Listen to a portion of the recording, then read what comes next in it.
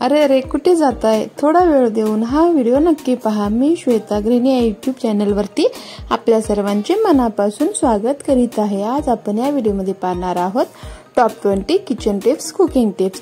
चॅनलवरती नवीन असाल तर सबस्क्राइब करायला विसरू नका, सोबतच बेल आयकॉन प्रेस करा, ज्यामुळे माझ्या प्रत्येक नवीन व्हिडिओची नोटिफिकेशन आपणास मिळेल। तर व्हिडिओला सुरुवात करूया।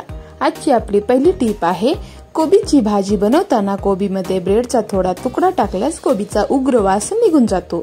जर आपली भाजी खूपच तिखट झाली असेल तर भाजीमध्ये थोडेसे तूप टाकावे, यामुळे भाजीमधील तिखटपणा कमी होतो। बाहेरच्या हॉटेलच्या भाज्यामध्ये तेल हे भरपूर प्रमाणात असते, वर तरंगत असते, तर अशा प्रकारचे तेल काढून टाकण्यासाठी त्या भाजीवर हलक्या हाताने बर्फ फिरवावे। जे काही वर तेल असेल ते बर्फाला चिकटेल व आपली भाजी कमी तेलाची बनेल। आपण महिला म्हटलं की सर्वजण सेफ्टी पिनचा वापर करतो। जर आपले सेफ्टी पिन हे खूर नसतील, मंड असतील तर ते साबणामध्ये थोडा वेळ टोचून ठेवावे, यामुळे सेफ्टी पिन खूर होतात।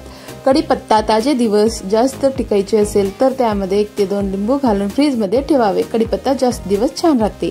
रवा, भगर, सुकामेवा खराब होऊ नये म्हणून फ्रीज मध्ये ठेवावे। फ्रीज मध्ये ठेवल्याने त्यात आळ्या आणि किडे होणार नाहीत। तेलकट दिवे भांडे जर जास्तच चिकट झाले असतील तर ते थोडा वेळ पसरट भांड्यामध्ये पाणी गरम करून त्यामध्ये 1-2 मिनिट उकळावे। चिकटपणा आपोआप निघतो, त्याला जास्त रगडायची गरज पडत नाही। जर कानातले वापरल्यामुळे कानामध्ये पू किंवा फोड येत असेल तर कानातल्या इयरिंगला जे दांडा असतात त्याला थोडासा लसूण कट करून चोळावे, यामुळे त्याचे निर्जंतुकीकरण होते व आपल्याला त्याचे इन्फेक्शन होत नाही। जर आपल्याला कोणत्याही भाजीमध्ये आमटीमध्ये चिंच जर घालायची असेल तर चिंचेचा कोळ करून फ्रीजमध्ये ठेवावे, पटकन वापरता येते, टाइम वाचतो। कारल्याची भाजी कडू होत असेल तर कारले चिरल्यावर ती थोडा वेळ त्याला मीठ व साखर लावून ठेवा। असे केल्याने कारल्याची भाजी कडू होणार नाही, छान चविष्ट लागते। साखराच्या भरणीमध्ये जर मुंग्या लागत असतील तर भरणीमध्ये 5-6 लवंग टाका, साखराला मुंग्या लागणार नाहीत। कुकरमध्ये जर आपण लिंबू किंवा चिंच टाकण्याऐवजी 4-5 दाणे सायट्रिक ऍसिडचे टाकले असता आपले कुकर छान चमकते, काळे पडणार नाही। इडली करताना इडली पीठ किंवा बॅटरमध्ये आपण आंबट झाले असेल तर त्यामध्ये नारळाचं दूध मिसळावे, यामुळे पिठातील जे काही आंबटपणा आहे तो निघून जाते।